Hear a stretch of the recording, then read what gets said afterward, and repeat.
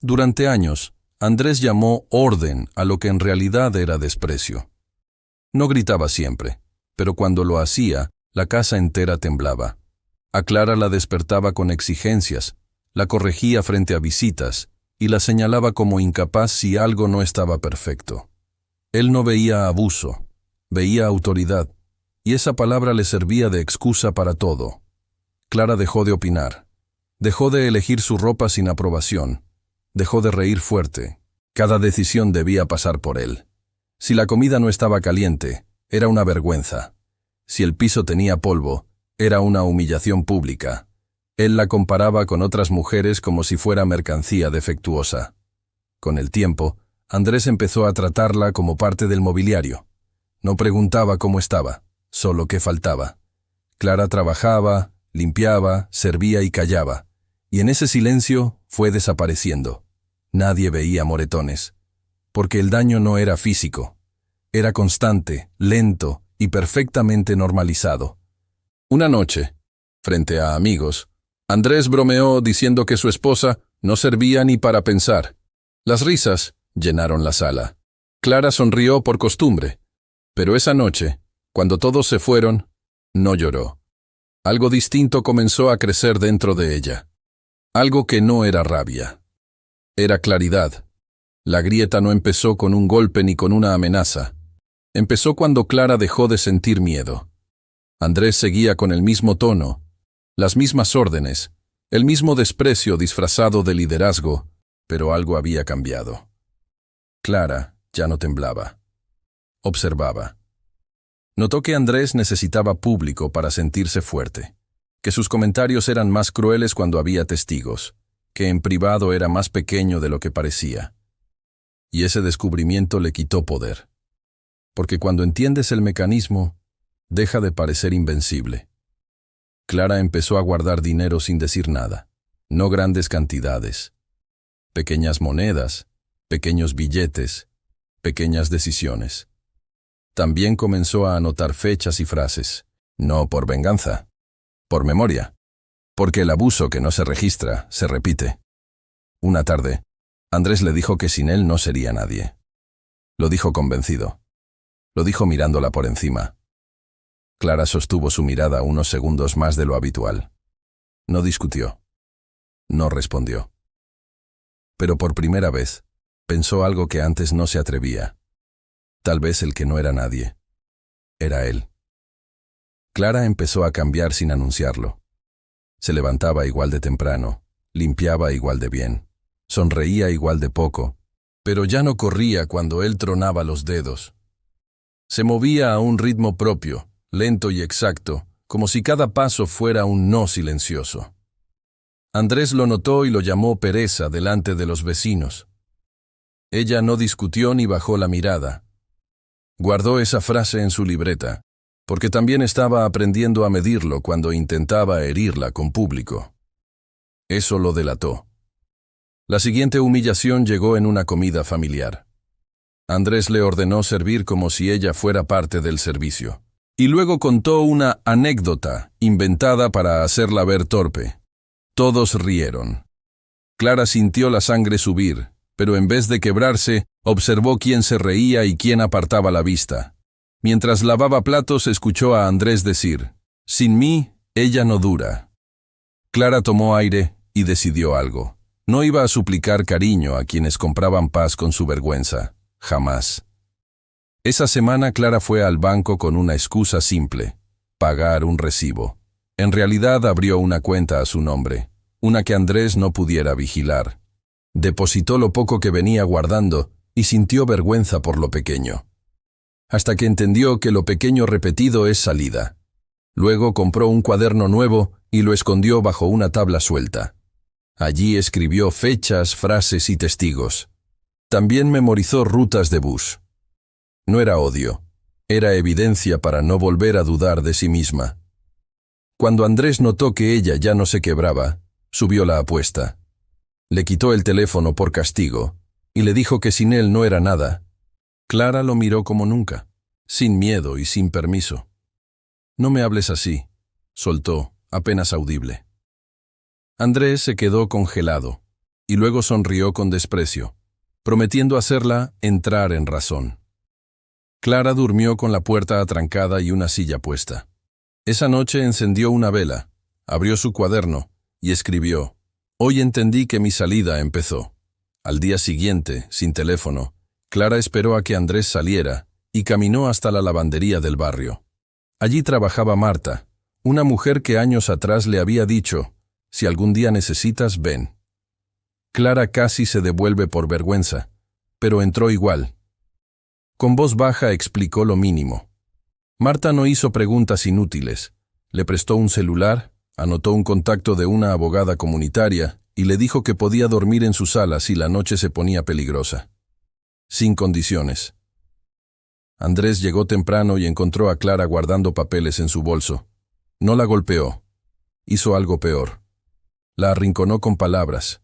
Le dijo que era una desagradecida, que nadie la creería, que él era el hombre de la casa. Luego abrió la puerta y llamó a su hermano para que escuchara la locura de su esposa. Clara sintió el viejo pánico, pero sostuvo el bolso. Cuando Andrés tiró su ropa al piso y exigió una disculpa, Clara respondió firme: «No más. Ni una vez más, Andrés». Salió con lo puesto y el bolso apretado al pecho. El pasillo del edificio parecía interminable. Una vecina abrió la puerta al oír el escándalo y vio a Andrés gritando. Ese detalle, un testigo, le dio a Clara una fuerza que no sabía que tenía. Bajó las escaleras sin mirar atrás, con la lluvia golpeándole la cara. Caminó hasta la casa de Marta temblando, pero no por miedo, por el choque de estar viva fuera de su jaula. Cuando Marta abrió, Clara solo dijo: «Me fui. Por fin».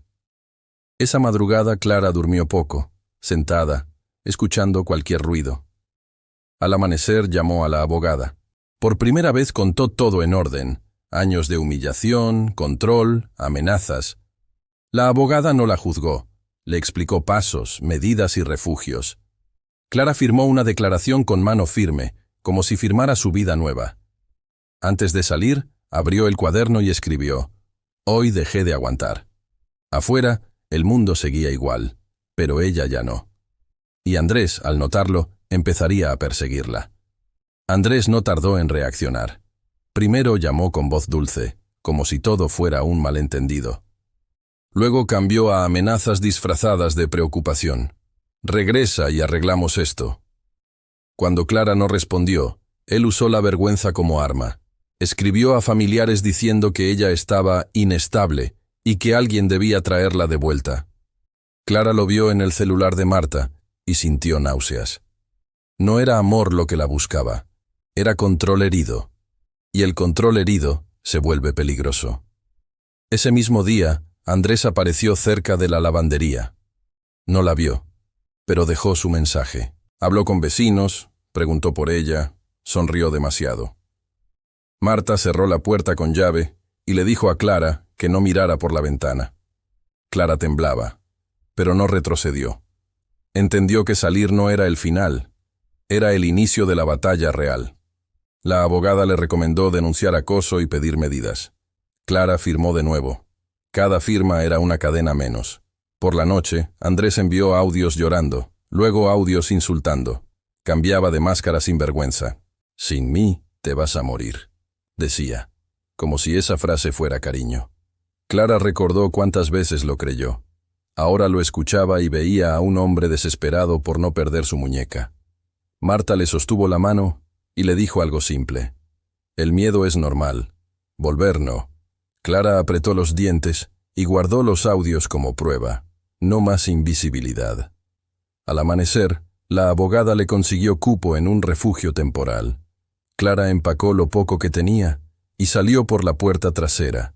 En la esquina vio el carro de Andrés a lo lejos y se le heló la sangre. Se escondió tras un muro hasta que pasó. Ese minuto le enseñó la verdad.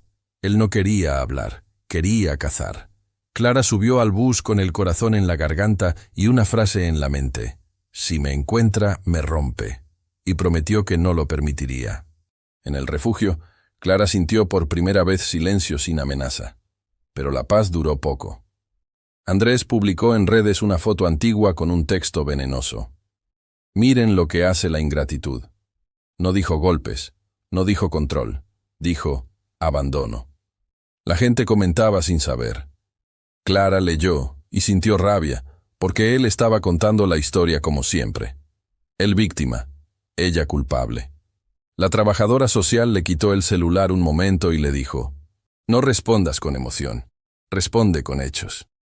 Días después, una tía llamó al refugio exigiendo verla. Vuelva con su esposo, gritó. Clara entendió que Andrés ya había infectado el entorno. La abogada le explicó: esto es típico. Aislarte, desacreditarte, presionarte. Clara apretó el cuaderno donde anotó todo. Por primera vez, no dudó de su memoria. Su cuaderno era su ancla. Si el mundo creía mentiras, ella tendría un mapa, y ese mapa la iba a salvar. El golpe más bajo llegó cuando Andrés se presentó en el trabajo antiguo de Clara y armó una escena. Dijo que ella estaba perdida, que él era el único que podía ayudarla. Algunos lo creyeron, otros guardaron silencio. Clara se enteró por un mensaje y sintió vergüenza vieja intentando regresar. Pero la vergüenza ya no mandaba. Que hablen, dijo, y entendió que el abuso no solo ocurre dentro de casa, continúa afuera, con reputación y presión social. Esa noche, Clara pidió una reunión con la trabajadora social y la abogada. No lloró. Llegó con el cuaderno, los audios, las fechas, el testigo del pasillo. Puso todo sobre la mesa como quien se quita una venda. La abogada dijo: con esto avanzamos. Clara sintió un alivio doloroso. No era justicia aún, pero era camino. Antes de dormir escribió: hoy dejé de ser sirvienta, ahora soy prueba. Y supo que Andrés, al sentir que perdía, se volvería más agresivo. La notificación llegó una mañana gris. Andrés había sido citado por acoso y violencia psicológica. No era cárcel inmediata, pero sí una advertencia formal. Cuando recibió el documento, estalló. Intentó entrar al refugio, gritó en la calle, prometió destruirla legalmente. Clara lo supo por la policía. Le temblaron las manos, pero no retrocedió. Ya no estaba sola ni desinformada. La diferencia ahora era que sus palabras tenían respaldo. Y eso lo enfurecía. Andrés intentó negociar, propuso terapia, empezar de cero, olvidar todo. Clara escuchó desde lejos, protegida por abogados y protocolos. Entendió que él no buscaba sanar, buscaba recuperar posesión. En el fondo, lo que más le dolía no era perderla, era perder la imagen de hombre fuerte frente a otros. Y esa herida en su ego lo volvía impredecible. En la audiencia preliminar, Andrés habló con tono controlado, como si estuviera actuando.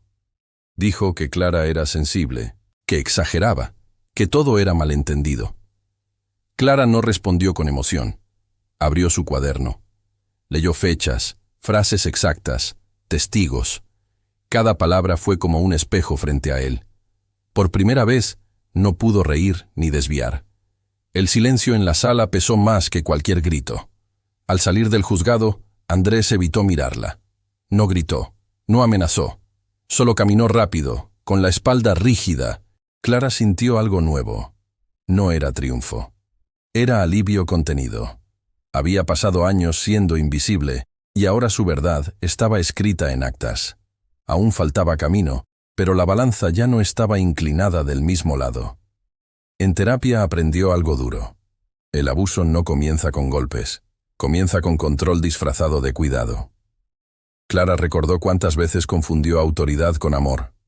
Esa revelación dolió más que cualquier humillación pasada, pero también le dio claridad. El problema nunca fue su incapacidad, fue la manipulación constante. Consiguió un empleo modesto en una biblioteca comunitaria. No era grande ni prestigioso, pero era suyo. El primer salario lo sostuvo largo rato antes de guardarlo. No era la cantidad, era el significado. Dinero sin miedo, dinero sin humillación. Una tarde, mientras ordenaba libros, una mujer se acercó y susurró: «Gracias por denunciar. Yo no me atreví». Clara entendió que su salida no era solo personal. Era ruptura de un patrón. Esa noche escribió en su cuaderno: «No sobreviví para callar». Y supo que su historia no terminaría con huida, sino con dignidad recuperada. Andrés no aceptó la derrota silenciosa. Cuando entendió que Clara no volvería, decidió golpear donde más dolía. Intentó congelar cuentas compartidas y mover bienes sin avisar. Su intención era simple: asfixiarla económicamente y obligarla a negociar. Pero esta vez, no contaba con que Clara ya estaba asesorada.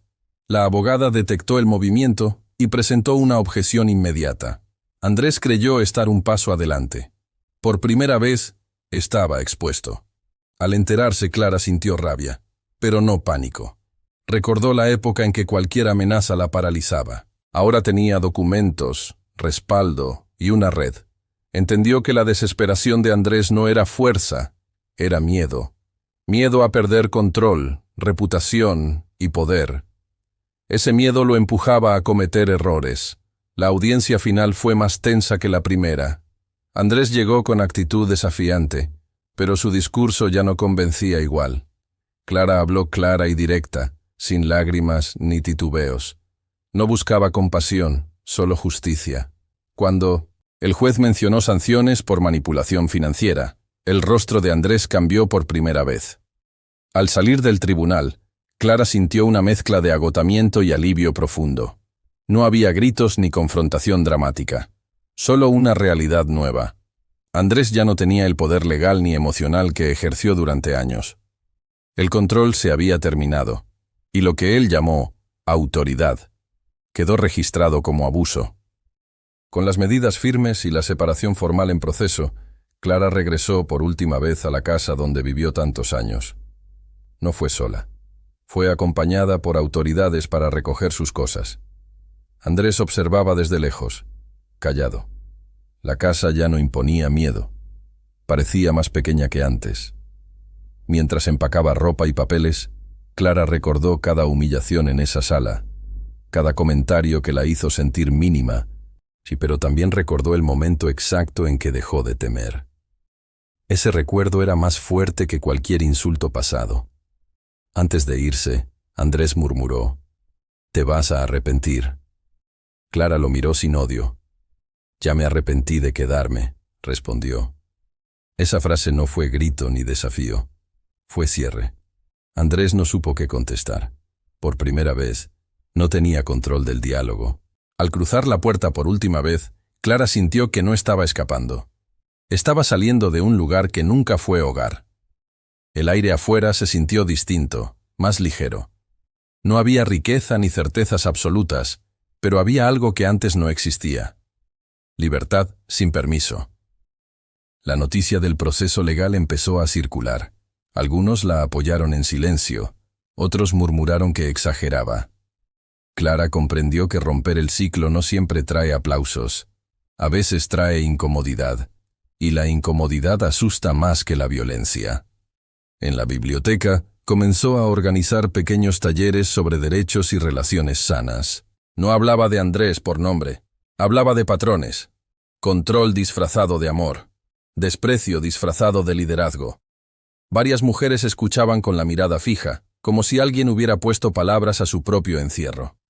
Una tarde recibió un mensaje inesperado. El hermano de Andrés quería arreglar las cosas. Clara no respondió. Sabía que no era reconciliación. Era presión familiar para cerrar el caso sin consecuencias. Guardó el mensaje como evidencia. Ya no negociaba su dignidad. Esa noche, frente al espejo, Clara se observó largo rato. No buscaba belleza ni aprobación. Buscaba reconocerse. Durante años fue sombra. Ahora veía a alguien firme, imperfecta, pero consciente. Y la conciencia, entendió, es el punto sin retorno. Andrés empezó a notar que su reputación ya no era intacta. Algunos colegas se alejaron. Otros evitaban conversaciones largas. No era condena social abierta, pero sí distancia prudente. La imagen que había protegido con humillaciones se estaba agrietando. Intentó victimizarse nuevamente, pero esta vez sus palabras sonaban forzadas. Cuando alguien le preguntó por qué su esposa lo denunció, respondió con evasivas. No había risas, no había aprobación, solo silencio incómodo. Clara no celebró su caída. No buscaba verlo destruido. Solo quería vivir sin miedo. Esa diferencia marcaba su crecimiento. No se trataba de venganza, se trataba de equilibrio. Mientras Andrés lidiaba con la pérdida de control, Clara consolidaba el suyo propio. Había pasado de sirvienta invisible a mujer que hablaba con claridad. No gritaba, no atacaba, solo existía sin permiso. Y eso era más fuerte que cualquier humillación pasada. Aunque Clara avanzaba, las cicatrices no desaparecieron de inmediato. Había días en que una frase escuchada al azar la hacía retroceder mentalmente a la sala donde era humillada. La diferencia ahora era que no se quedaba atrapada allí. Respiraba, recordaba su decisión y volvía al presente. En terapia, aprendió a nombrar lo vivido sin suavizarlo. No fue carácter fuerte, fue violencia psicológica. No fue exigencia, fue degradación constante. Ponerle nombre correcto al dolor le devolvía control sobre la narrativa. Una mañana recibió la confirmación oficial de la separación definitiva. El documento era simple, frío, sin emociones. Pero al sostenerlo, sintió una mezcla extraña de tristeza y alivio. Tristeza por los años perdidos, alivio por los años que aún podía construir.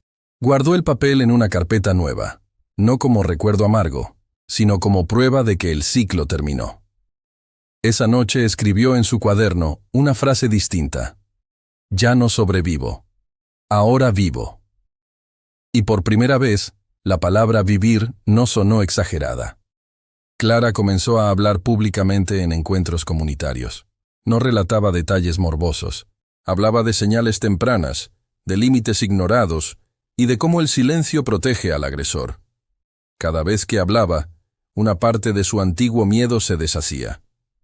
Una joven se le acercó después de una charla y le dijo: «Creí que exageraba lo que me hacen. Ahora sé que no». Clara entendió que su historia ya no era solo personal, era herramienta. Andrés intentó un último mensaje, breve y seco. «Arruinaste todo». Clara lo leyó sin responder. Comprendió algo definitivo. Ella no arruinó nada. Solo dejó de sostener lo que estaba roto desde el principio. Esa noche, sentada en su pequeño apartamento, Clara sintió una calma que nunca había conocido en su matrimonio. No era euforia ni revancha. Era estabilidad emocional. Y entendió que lo más poderoso que había hecho no fue denunciar. Fue dejar de aceptar humillación como normal. El proceso legal terminó, pero el verdadero juicio era interno. Clara tuvo que perdonarse por los años que aceptó humillaciones creyendo que eran normales. Ese fue el paso más difícil. No era sencillo dejar de culparse por no haber salido antes. Recordó cada vez que justificó el desprecio de Andrés frente a amigos, cada vez que sonrió cuando la comparaban. No fue debilidad, entendió. Fue adaptación para sobrevivir.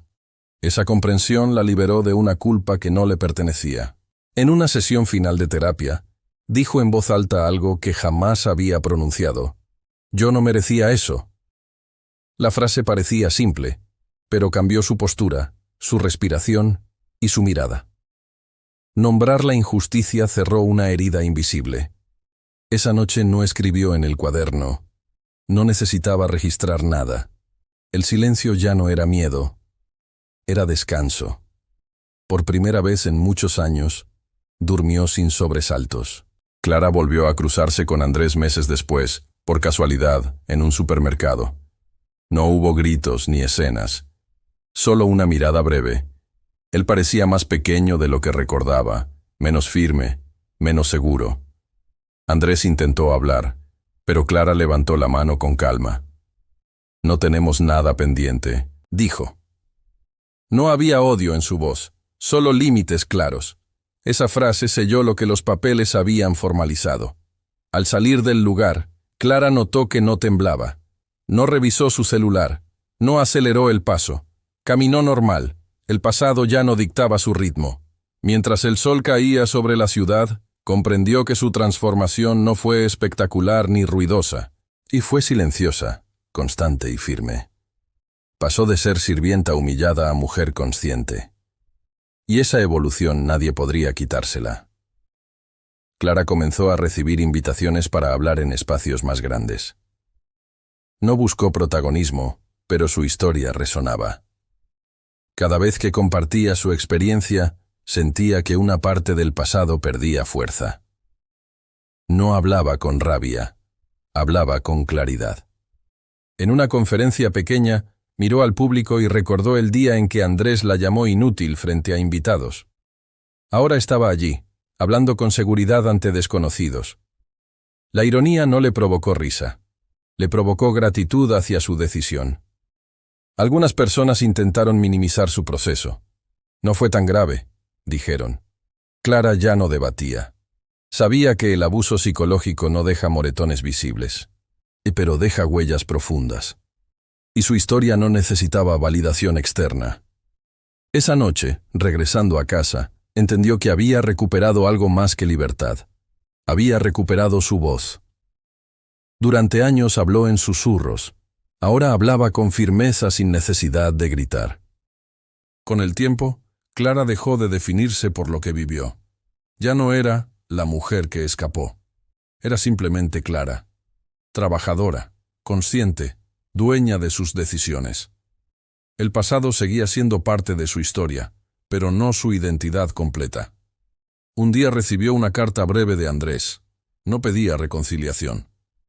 Era una disculpa seca, quizá tardía. Clara la leyó sin emoción desbordada. No necesitaba esa carta para cerrar nada. Guardó el papel en una caja y no volvió a mirarlo. El perdón, entendió, no es volver. Es soltar el peso. Y ella ya había soltado hace tiempo. Sentada en su apartamento, con una taza de café caliente, Clara sintió algo que nunca sintió en su matrimonio. Tranquilidad auténtica. No había vigilancia, ni juicio, ni órdenes. Solo silencio libre. Con el tiempo, el nombre de Andrés dejó de generar respeto automático. No por escándalo, sino por conocimiento.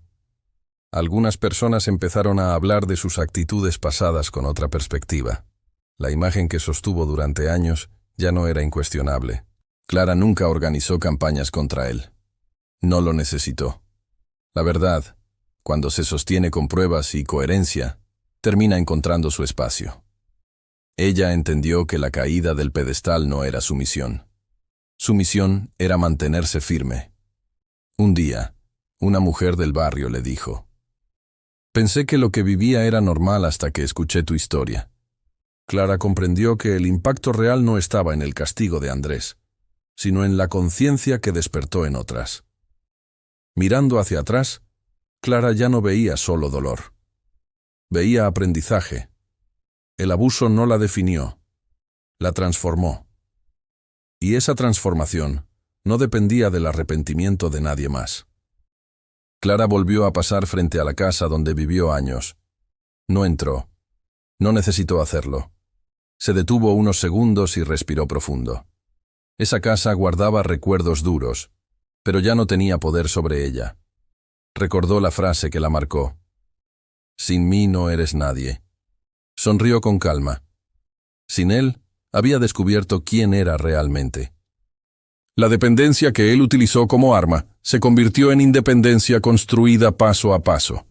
No ganó riqueza material ni fama. Ganó algo más valioso: dignidad consciente. Entendió que nadie tiene derecho a reducir a otra persona a objeto o servicio permanente. Esa noche, escribiendo la última línea en su antiguo cuaderno, dejó una frase definitiva: «Nunca fui sirvienta. Solo olvidé que era libre». Cerró el cuaderno y apagó la luz.